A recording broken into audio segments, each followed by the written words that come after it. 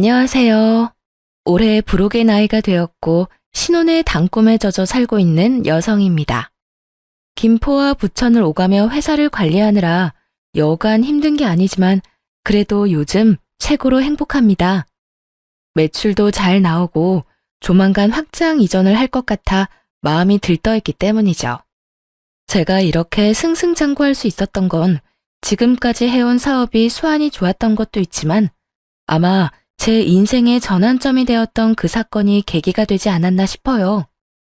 불과 3년 전이긴 하지만 그 일을 겪고 악바리 소리 들어가며 더욱더 일에 미친 듯이 몰두했었거든요.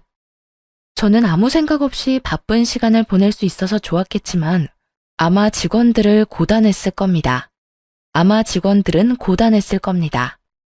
오늘 여러분께 들려드릴 이야기는 제 인생의 전환점을 만들어준 전남편과 시어머니에 대한 이야기입니다. 전남편을 짧고 굵게 이야기하자면 빛 좋은 개살구 같은 사람이었어요.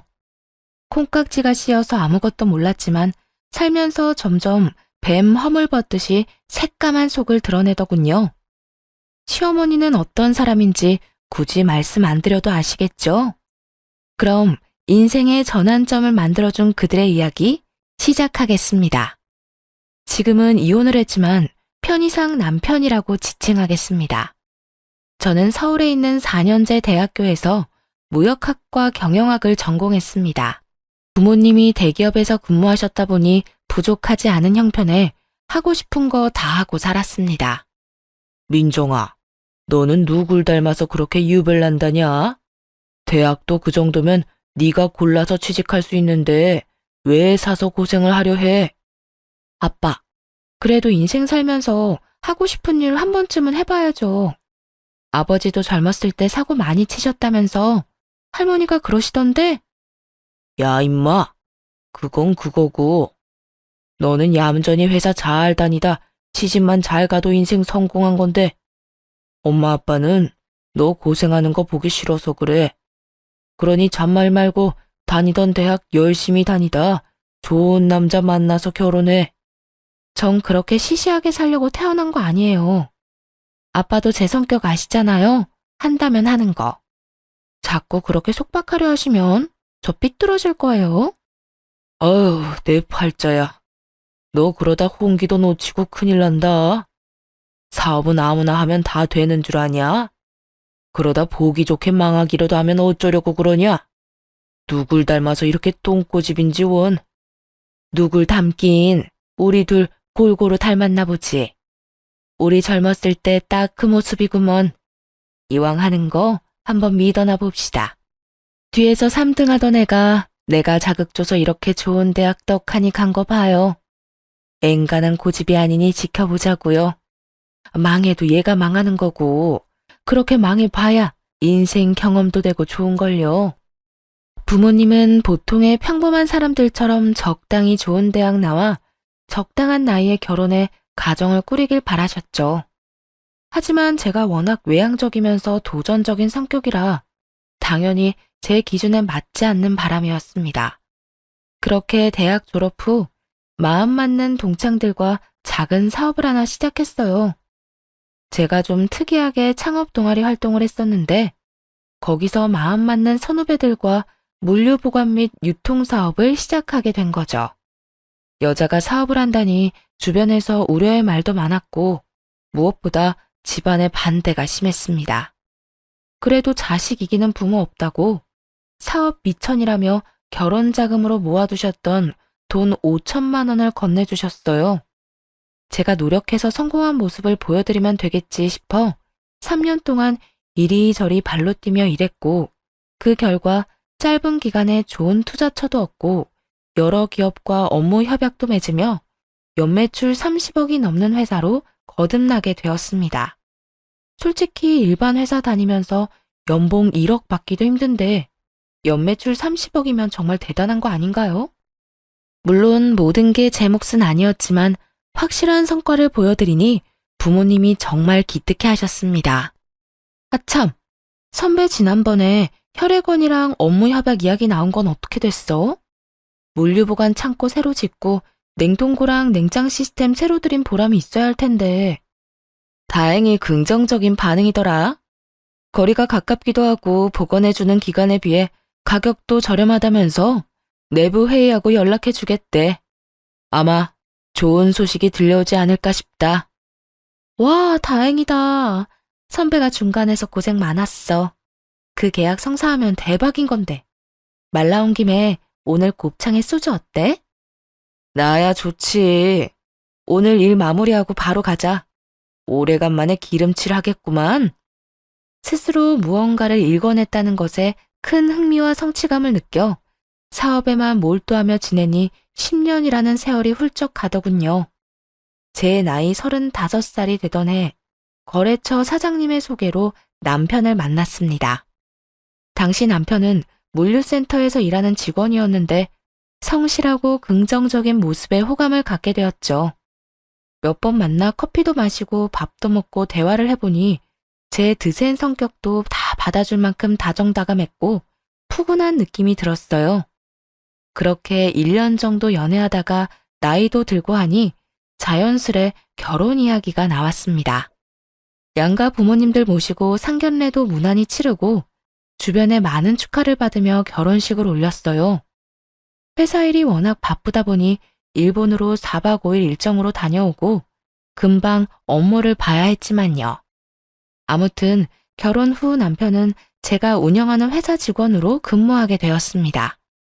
우리 회사가 본사는 김포였고 지방 공장은 부천과 성남에 있었는데 남편에게 부천 지점을 관리하게 했거든요. 물류센터에서 일하던 경험도 있고 그동안 봐왔던 모습을 믿고 맡겼습니다. 그런데 결혼하고 얼마 되지 않은 시점부터 남편의 행동이 조금씩 거슬리기 시작했어요. 여보, 이번에 엘사에서 나온 벨트랑 구두에 관심이 좀 가던데 혹시 그거 사도 될까? 지난번에 생일 선물로 사준 건? 그건 마음에 안 들어? 아니, 마음에 안 드는 게 아니라 나도 사람들 만나다 보면 눈치도 좀 보이고 다른 사장들은 다 번쩍인 거 하고 다니시더라고. 뭔가 나만 유행에 좀 뒤처지는 것 같아서. 유행은 무슨, 그런 거 다 거칠애잖아. 굳이 신경 쓸 필요가 있을까? 지난번에 김 사장이 나랑 골프 치러 가자고 하셔서 다녀온 적 있지? 근데 나한테 골프채 자랑을 하시는데 프랑스 다녀오시면서 1,000만 원짜리 사오셨다고 자랑하시더라고. 장갑에 무슨 모자까지 의상도 풀세트로 맞추시고 나는 그냥 인터넷에서 구매한 게 다인데 차이가 나긴 하더라. 당신 회사긴 하지만 사업한다는 사람이 중요한 자리에 나가면 아무래도 눈치가 보이지. 그래서 가끔 창피하기도 하고. 뭐 그런 거로 그래. 내가 워낙 그런 거에 신경을 안 써서 그런지는 모르겠지만 내 눈엔 다 사치야. 아무튼 당신이 그렇다면 어쩔 수 없지. 내가 준 카드로 사고 싶은 거 사. 그래도 당신 씀씀이 좀 줄일 필요 있어. 그런 거 많이 사봤자 좋을 거 없어. 제가 사업체를 운영하고 있는 터라 전반적인 경제권을 제가 갖고 있었습니다. 남편에게 공장 하나를 맡긴 뒤부터 뭔가 사치를 부리기 시작한 것 같았죠. 물론 거래처 직원들을 만나고 다니면서 외적인 부분에 대한 고민을 몰랐던 건 아닙니다. 저는 일만 제대로 하면 된다 주의여서 그런 건 나중 문제였거든요. 하지만 남편은 주변 사람들과 비교하며 자신의 처지가 좋지 않다고 신세한탄하기 일쑤였습니다. 뭐 어쩌겠어요. 그래도 남편 기죽어 다니지 말라고 남편이 하고 싶은 대로 하게 놔뒀죠. 그런데 남편이 언젠가부터 마치 자신이 회사를 운영하는 것처럼 주변에 소문을 떠벌리고 다니기 시작한 겁니다. 그뿐만이 아니었어요. 시어머니와 시누이도 이제는 저에게 대놓고 돈을 요구하더군요. 예, 아가, 듣자 하니 너 돈 좀 번다며? 내가 그동안 자세한 걸 몰라서 뭐라 못했지만 이왕 이렇게 된 거 단도직입적으로 말하마. 앞으로 생활비를 좀 대줬으면 좋겠구나. 혼자 몸으로 아들 대학 보내고 하다 보니 돈이 없다. 내가 나이가 들어서인지 더 이상 일도 못하겠고. 아, 네 어머니, 당연하죠. 혹시 얼마 정도 원하세요? 제가 최대한 맞춰드릴게요. 내 주변 양반들한테 물어보면 다들 200 정도씩은 받는다고 하더라. 그래야 하고 싶은 것도 하고 눈치 안 보고 여행도 다니고 그런다면서. 용돈 포함해서 그 정도면 적당할 것 같다. 네, 그럼 다음 달부터 계좌로 입금해 드릴게요. 지난번에 아가씨 취업 준비하던 건 어떻게 됐어요? 안 그래도 그 말도 하려고 했다. 네 시누이가 그동안 명품에 미음자도 못 해봤잖니. 다행히 회사에서 좋게 봐줬는지 다음 주부터 출근한다고 하더구나. 그래서 그런데 취업 선물로 가방이랑 구두 어떠니? 골라주기 그러면 현금으로 주려무나. 원래 이럴 때 크게 한턱 내는 거야. 아, 네. 그럼 물어보시고 연락해 주시겠어요? 예, 떨떠름해 할 것 없다. 어차피 나중에 너희도 애 낳고 그러면 희진이가 잘 챙겨줄 거다. 다 되돌려 받게 돼 있으니까 너무 걱정하지 말고. 아니면 이왕 이렇게 된 거 이참에 경제권을 네 남편한테 넘기면 안 되냐? 원래 여자가 경제권 쥐고 있으면 돈이 줄줄 샌다고 했어. 남편이 기가 살아야 집안이 사는 거야. 그건 안 될 것 같아요. 저 혼자 하는 사업도 아니고 동업자들이 있잖아요. 그리고 남편은 물류관리 쪽으로만 일을 해봤지 우리 회사 전반적인 시스템은 잘 이해를 못해서요. 그건 제가 알아서 할게요. 대신에 어머님 용돈 섭섭지 않게 챙겨드리잖아요. 시어머니는 사사건건 경제권을 남편에게 넘기라며 저에게 눈치를 주셨습니다. 하지만 공과 사는 정확하게 구분해야 했고 그 부분에 있어서는 냉정하게 말씀드리곤 했죠. 사실 시댁의 형편이 그렇게 좋은 편은 아니었습니다. 자가라고는 하지만 20평 정도 되는 소형 평수 아파트 한 채가 전부였고 그나마 그 집도 아직도 대출이 1억 정도 남아있다고 했어요. 남편이 받는 월급 절반 이상을 대출금으로 상환하고 있던 것도 저는 잘 알고 있었습니다. 제가 여유롭게 버니까 당장은 문제가 될 거란 생각은 못했던 거죠. 어쨌든 시어머니는 한동안 잠잠하시더니 저에게 앓는 소리를 하시며 갑자기 가정부를 고용해달라고 하셨습니다. 오랫동안 일을 하셨으니 몸도 힘들고 온몸이 성하지 않은 데가 없으시더라고요. 저는 효도하는 마음에 결국 가정부를 고용해드렸습니다. 그런데 가정부로 고용된 이모님이 3개월 만에 그만둔다고 하시는 겁니다. 알고 보니 마치 부잣집 사모님이라도 된 듯 온갖 터세를 부리며 이모님에게 갑질을 했나 봐요. 그리고 제가 남편에게 준 카드를 가지고 시어머니가 사치를 부리기 시작했고요. 한 달에 500만 원 이상으로 씀씀이가 커지자 저는 안 되겠다 싶어 남편에게 일렀습니다. 여보, 내가 준 카드 어머니 드렸어? 온갖 레스토랑이며 백화점이며 안 쓰신 데가 없더라. 어떻게 카드값이 한 달에 500만 원이 더 나올 수가 있어. 아무리 생각해도 이건 과해. 당신 어머니한테 카드 받아와. 안 되겠다 싶으면 내가 그냥 분실 신고하고 새로 발급받아 버릴 거니까. 이제 보니 너 돈 좀 잘 번다고 유세하는 거네. 네가 회사 대표다 이거야? 없는 사람들 무시하고 그러면 안 되는 거야. 물론 우리 엄마가 흥청망청 쓴 건 잘못했어. 근데 돈 잘 버는 며느리 둬서 그 덕 좀 보겠다고 하는데 나이 든 노인네 이해 좀 해줄 수 없어? 내가 무슨 무시를 했다고 그래. 아무리 며느리 덕 좀 보려고 하셔도 그렇지.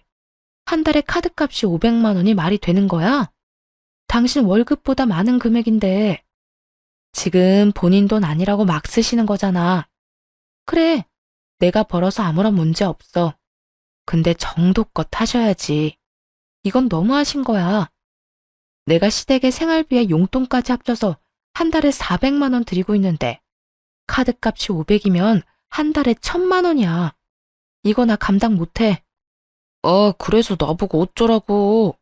내가 엄마 카드 뺏어오면 참 좋은 소리 듣겠다. 결국 못 받아오겠다 이거지? 그럼 그냥 놔둬. 내가 분실 신고하고 새로 발급받고 이참에 한도도 100만 원으로 낮춰야겠다. 그런 줄 알아. 와, 당신 그렇게 치사하게 굴 거야? 100만 원을 누구 코에 붙여? 사람이 말이야, 주기적으로 쇼핑도 하고 어느 정도 사치는 해줘야 이 나라 경제가 굴러가는 거야. 있는 것들이 더한다더니 당신 보니 딱 알겠네. 그렇게 저는 남편과 크게 한바탕하고는 며칠 동안 서로 말도 안 하고 지냈습니다. 분하기도 했지만 제가 일궈낸 일에 흠집이 나는 기분이 들어 정말 짜증이 나더라고요. 저는 오직 일에 집중하면서 스트레스 풀면서 지냈습니다. 아니나 다를까 시어머니는 저에게 연락해 남편은 고생시키지 말고 편하게 일하라고 하시더군요. 결혼 전에는 딸 같은 며느리, 부부 갈등은 없다며 세상 쿨한 척 다 하더니 자식 앞에서는 역시 시자인가 봅니다. 예, 너는 회사 대표라는 애가 일머리가 그렇게 없니? 사람 좀 더 고용하고 일 분배하면 더 잘 굴러갈 거 아니야? 그렇게 일에 파묻혀 사니까 아직 아이 소식이 없는 거야. 너희들 내일 모레면 40이다. 지금 낳아도 노산인데 도대체 언제 가지려고 그러는 거니? 너 혹시 몸에 무슨 문제 있니? 어머니, 저희 당분간 아이 가질 생각 없어요. 그리고 지금 둘이 사는 것만으로도 아주 행복해요. 이제 말씀드리는 거지만 남편이랑 저 딩크족으로 살기로 했어요. 딩크족? 그게 뭐냐? 쉬운 말로 해라. 말 그대로 아이 안 갖고 저희끼리 사는 거예요. 나중에라도 생각이 바뀌면 말씀드릴게요. 하지만 지금은 이대로가 좋네요. 남편도 동의한 내용이니 더 이상 아이 문제는 논하지 않았으면 합니다. 시어머니는 기가 막히셨는지 잔뜩 삐치셔서는 제 연락도 안 받고 저한테 연락도 안 하더라고요. 그렇게 한 달 정도의 시간이 흘렀을까요? 남동생이 갑작스레 교통사고를 당해 큰 수술을 받게 된 것입니다. 재활치료를 받아야 할 정도로 상태가 좋지 않았죠. 남동생은 결혼을 해서 아이들이 있는데 회사 출근도 못하고 병원에 꼼짝없이 1년 이상을 갇혀 지내야 하는 상황에 암담했습니다. 그리고 아무리 금전적인 여유가 있어도 1년 동안 병원비와 생활비는 어마어마하더군요. 결국 남동생의 병원비와 생활비를 주기 위해 현금을 써야 해서 제 명의로 들어둔 적금을 해약해야 했습니다. 은행에 들러 이리저리 알아보니 정말 기가 막히더라고요. 3억 정도 들어있어야 할 통장에 잔고가 0원인 겁니다. 저는 바로 남편에게 전화해서 따졌습니다. 여보, 나 은행이거든? 동생 입원비랑 생활비 주려고 적금 든 거 해약하려고 하는데 이거 잔액이 왜 0원이야? 당신 내 돈 빼간 거야? 내 통장인데 돈은 왜 0원이지? 그게 말이지. 사실은 나도 따로 사업을 하고 싶어서 구상한 게 있었거든. 김 사장님이 전망 있는 상품이라고 국내 주식을 알려주셨는데 내가 거기에 투자 좀 했어. 뭐? 지금 나랑 장난하자는 거야? 어떻게 나랑 한마디 상의도 없이 함부로 내 돈을 써? 나도 남자야.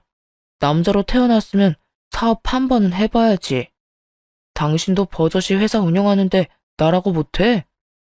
그리고 그깟 돈 까짓것 다시 채워넣으면 그만이지. 되게 뭐라 그러네. 어차피 그 돈 우리 부부 위해서 쓰려고 했던 거 아니야?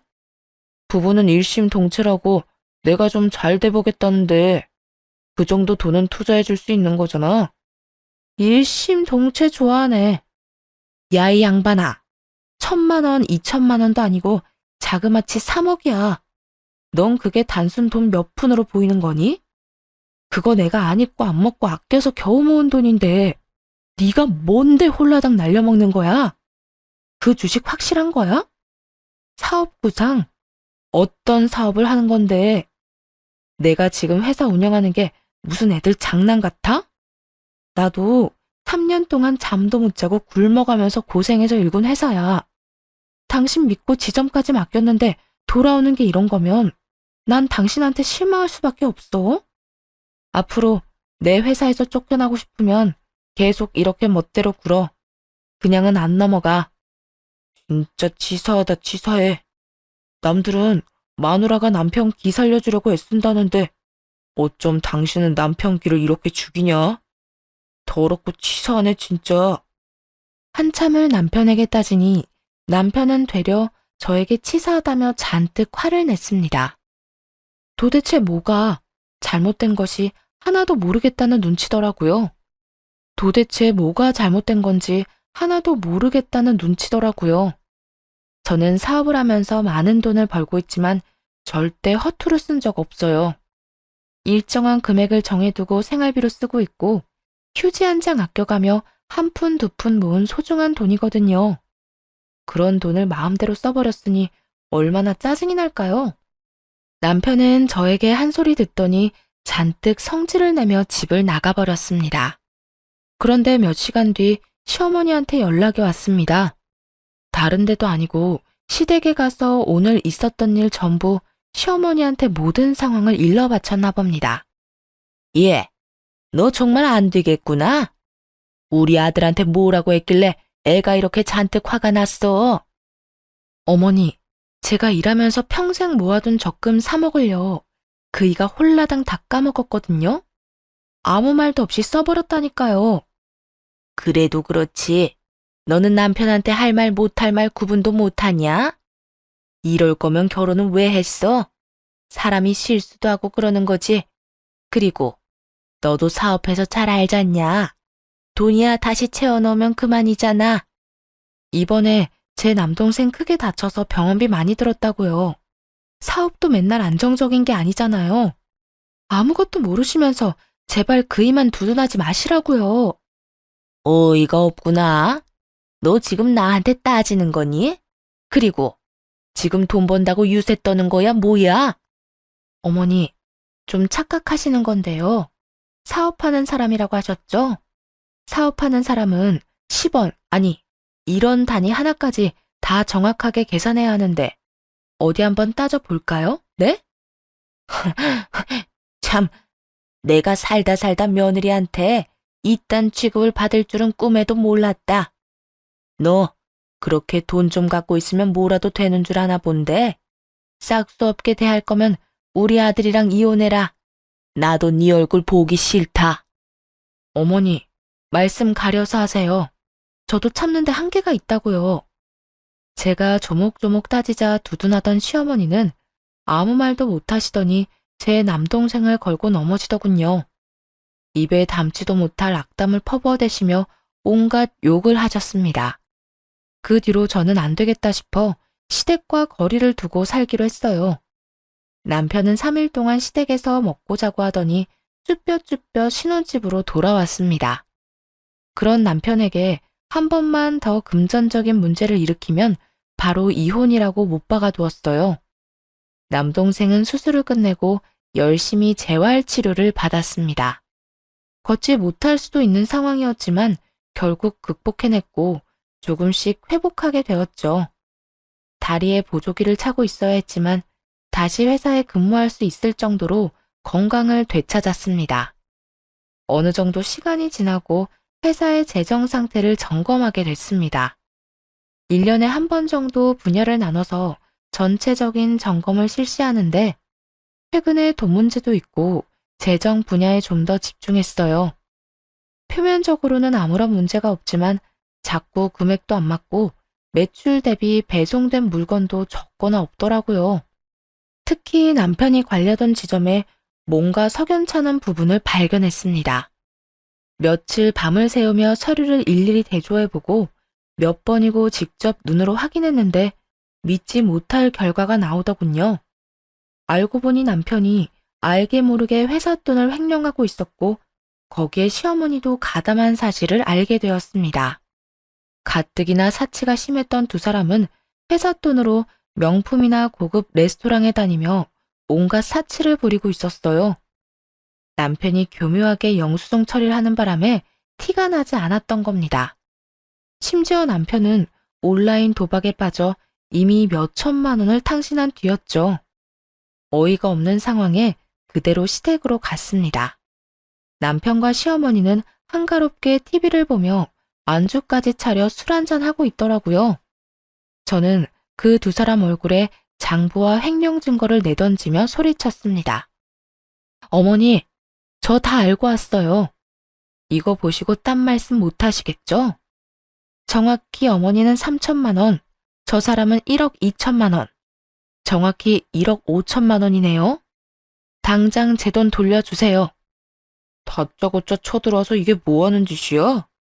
그리고 내가 엄마한테 용돈 좀 드린 것 가지고 너무한 거 아니야? 영수증 처리 다 했는데 뭐가 문제야? 넌 회사 돈으로 어머니 용돈 챙겨드리니? 네가 가진 돈으로 드려야 하는 게 맞지. 이게 어디 겁도 없이 내 돈도 모자라 회사 돈에도 손을 대? 너 내가 한 번만 더 돈 문제 일으키면 가만 안 둔다고 했지? 세아가, 너도 참 너무하는구나. 어차피 나 죽으면 지금 내가 가진 거 다 물려주고 죽을 텐데 너 정말 야박한 거 아니냐? 어쩜 애가 그렇게 인색해? 우리 가족 아니니? 가족도 가족 나름이죠. 이게 무슨 가족이에요? 그리고 어머니가 가진 게 뭐가 있으시다고. 제가 매달 용돈 생활비 다 드리고 심지어 제 카드 지난번에 재발급 받은 것도 다시 뺏어가서 한도 꽉 채워서 쓰시잖아요. 도대체 뭐가 야박하다고 그러시는 거예요? 뭐가 너무한 거냐고요. 엄마한테 큰 소리 치지 마. 당신 정말 질린다. 질리는 건 나지. 당장 이번 주 내로 돈 안 돌려주면 변호사 대동해서 법적으로 대응할 거니까 그렇게 하라. 돈 앞에선 가족이고 뭐고 없어. 더군다나 이해 못할 정도로 뒷돈까지 챙긴 마당에 난 이상 봐주지 않을 거야. 각오하는 게 좋을 거야. 변호사를 선임하던 뭘 하던 알아서 해. 난 분명히 말했다. 이번 주까지 그대로 돌려놔. 저는 그대로 시댁을 나와버렸습니다. 뒤에서 어찌나 빽빽거리며 소리를 질러대는지 귀가 다 아프더군요. 시댁을 나온 뒤 미리 연락해둔 변호사 사무실에 찾아갔습니다. 남편과 시어머니 행위는 공금 횡령에 해당하기 때문에 관련 증거가 명확해야 했어요. 저는 은행에서 돈의 출처였던 회사명의 계좌와 사용 내역, 세무사를 통해 사용한 공식적으로 사용된 회사 자금 내역, 그 둘을 비교해 어긋난 부분, 남편과 시어머니의 계좌 내역을 모두 증거로 제출했습니다. 남편이 영수증 처리를 했다는 내역과 일치하지 않는 부분 또한 증거로 제출했어요. 하나에 집중하면 질릴 때까지 해버리는 저의 습관 덕분에 며칠 밤새운 보람이 있었네요. 그러고는 곧바로 이혼 소송도 함께 준비했습니다. 나 지금 이혼 소송 상담받고 오는 길이야. 당신도 잘 알겠지만 이건 그냥 넘어갈 일이 아니야. 형사 고소라도 해서 절반이던 10분의 1이던 다 받아낼 거야. 이번 주까지 돈 안 갚으면 시모와 당신 재산 가압류 걸어버릴 거고. 여보, 정말 그렇게까지 해야겠어? 지금 내가 가진 돈은 30만 원이 전부야. 일단 이거라도 받고 나머지는 내가 천천히 갚으면 안 될까? 5년만 시간을 줘. 내가 어떻게 해서든 돈 마련해서 갚을게. 응? 그러니 제발 한 번만 봐주라. 그리고 이혼이라니. 내가 당신 얼마나 사랑하는지 알잖아. 나를 사랑한다고? 그래서 그렇게 뒤에서 많이 해먹었니? 너 지금 돈 갚아나간다고 했지? 네 말에 책임을 져야 할 거야. 딱 한 달 시간 줄 거야. 그 안에 원상복구 안 해놓으면 지금 한 말까지 증거로 싸잡아 제출할 거야. 1억 5천을 어떻게 한 달 만에 마련해. 그냥 봐줘. 어? 잘못했어. 제가 정말 행동을 취하니 남편은 발등에 불이 떨어졌는지 울며 불며 매달리기 시작했습니다. 당연히 그 모든 대화를 녹음해두었죠. 각서 쓰고 지장까지 찍어뒀으니 정신을 차리겠다 싶어 기회를 주었습니다. 그런데 말입니다. 검은 머리 짐승은 거두는 게 아니라고 했던가요? 남편이 다른 여자한테 눈 돌릴 시간이 있었는지 바람까지 피우고 있다는 사실을 알게 되었습니다. 남편이 관리하는 지점 여직원이 양심 고백을 해와서 알게 됐거든요. 격리 직원이랑 그렇고 그런 사이인데 괜히 말해서 잘릴까봐 쉬쉬하고 있는 거라며 저에게 진실을 알려줬습니다. 당연히 사진이며 동영상이며 증거도 갖고 있더라고요. 저는 좀 더 확실한 정황을 포착하기 위해 흥신소 직원 사람을 시켜 남편의 뒷조사를 했어요. 그런데 이 미친놈이 저한테 울며 불며 매달린 그날 저녁에도 내연녀랑 술을 마셨더라고요.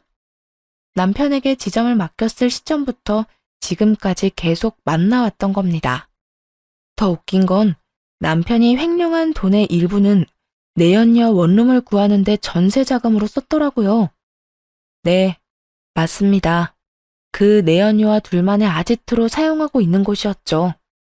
사장님, 그리고 이것도 좀 아셔야 할 것 같아서요. 카페에서 웬 중년 여성분이랑 두 사람이 같이 자주 만났거든요. 근데 이게 아무래도 저는 좀 찜찜해서요. 잘은 모르는데 한번 보시라고 동영상 보내드립니다. 흥신소 직원이 따로 연락해서 건네준 동영상에는 시어머니와 남편, 내연녀의 모습이 담겨 있었어요. 그 동영상을 보고 있자니 정말 다정다감하기 그지없는 모습이더라고요.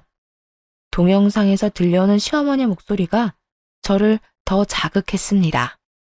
아이고, 지금 며느리는 도대체 융통성이라는 게 없다. 돈만 잘 벌면 뭐하니? 이렇게 참하고 예쁜 아가씨가 차라리 내 며느리였으면 좋겠다. 너 이참에 정리해버리고 새 출발하렴. 그 전에 이왕 뜯을 거 10억 넘게 받아내. 이혼하면서 위자료도 청구하고. 사람이 너무 화가 나면 감정을 주체하지 못해 눈물이 난다는 거 아시나요? 정말 온몸이 부들부들 떨리면서 눈물이 나는데 분하기도 하고 서럽기도 하고 5만 가지 감정이 교차하더군요. 저는 더는 이렇게 비참하게 살면 안 되겠다 싶어 바로 이혼 소송과 형사 고소를 진행했습니다. 추가로 상간녀 소송도 진행했죠. 이왕 이렇게 된 거 제대로 혼쭐을 내줘야겠다 싶었죠. 고소장? 당신, 이거 뭐야? 나한테 시간을 좀 주기로 했잖아. 근데 이게 뭐냐고. 한 번만 기회를 준다고 했잖아. 어떻게든 돈 갚는다니까? 그 한 달 동안 내연녀랑 새 출발할 계획 꾸미고 있다는 거 내가 모를 줄 알았니? 나는 더 이상 할 말 없어. 너도 변호사 선임해서 법정 가서 이야기해. 앞으로 살면서 네 면상 볼 일 없었으면 좋겠다. 정말이지. 너란 인간은 역겹고 더럽고 불쾌해. 이 미친년이 너 말이면 단 줄 아니? 그러는 너는 이혼 소송 이길 수 있을 거라 생각해? 결혼하면서 며느리 도리, 여자로서 해야 할 도리를 네가 다 지켰다면 우리 아들이 이러지는 않았어. 결혼한 지가 언젠데 아이도 없고 너처럼 시어머니랑 남편한테 이렇게 막대하는 며느리는 세상 천지에도 없을 거다. 정말 시끄럽네. 아줌마, 할 말 있으시면 변호사 통해서 하세요. 아, 변호사 구할 돈도 없지? 뭐? 인연이 이제야 본색을 드러내는구나. 그렇게 저는 이혼 소송과 형사고소, 상간녀 소송을 진행하게 되었습니다. 남편은 모든 게 오해라며 저를 다시 구워 삶으려 했어요. 저는 뒷조사에서 찍은 사진, 동영상, 모든 증거를 보여주었습니다. 너 내 뒷조사까지 한 거야? 너 지금까지 나한테 잘한 게 뭐가 있는데? 애초에 결혼하면서 매일 나 무시한 거 아니야? 여자 주제에 돈 잘 번다고 사람 무시할 땐 언제고? 내가 잘한 게 없다고? 그래. 네 기준에서는 그렇게 생각할 수도 있겠다. 그래도 적어도 이거 하나는 기억해. 네가 결혼해서 쓴 돈, 그거 다 내 돈이잖아. 너 월급도 누가 줘? 내가 주지? 끝까지 돈. 진짜 너 같은 여자는 한 트럭을 갖다 줘도 질릴 거야. 너무 싫어. 누가 할 소린데? 내일 모레 40이면 제발 철 좀 들어. 이 덜 떨어진 새끼야. 내가 인생에서 가장 후회하는 게 뭔지 알아? 너 같은 거지랑 결혼해서 시간 허비한 거랑 돈 낭비한 거야. 너만 아니었으면 내 인생 이렇게 되지도 않았어. 그래, 내가 나쁜 놈이지. 그래, 내가 나쁜 놈이다. 그걸 이제 알았니? 넌 제정신 아니야. 아무래도 깜빵에 들어갔다 나와야겠다.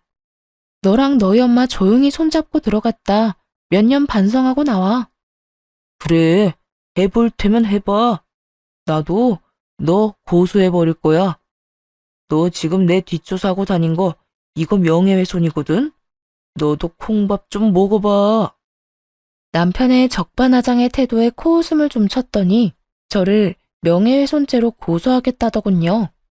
당연히 남편이 고소한 건 터무니없는 말뿐이어서 아무 일도 일어나지 않았고 저는 모든 소송에서 승소했고 위자료로 3천만 원을 받았습니다. 그리고 남편과 시모가 횡령한 회사 돈은 10년에 걸쳐 갚으라는 법원의 판결이 있었죠. 매달 125만 원씩 10년 동안 갚아야 하는데 단 한 번이라도 늦거나 입금이 늦어지면 바로 법적 조치해 버릴 겁니다. 솔직히 더러운 돈 안 받아도 그만이었지만 저와 다른 동료들이 피땀 흘려 일궈낸 회사 돈이기 때문에 안 받을 순 없겠더라고요.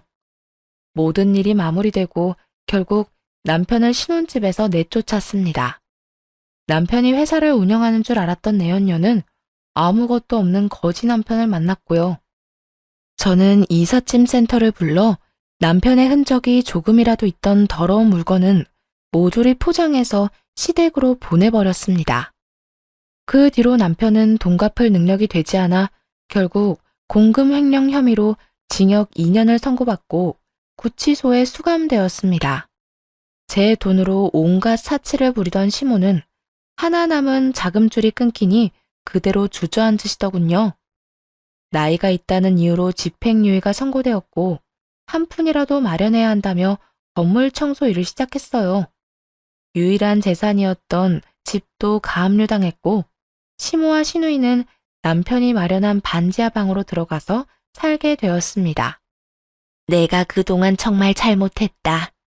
시누이 곧 결혼도 해야 하는데 그때까지만 봐주면 안 되겠니?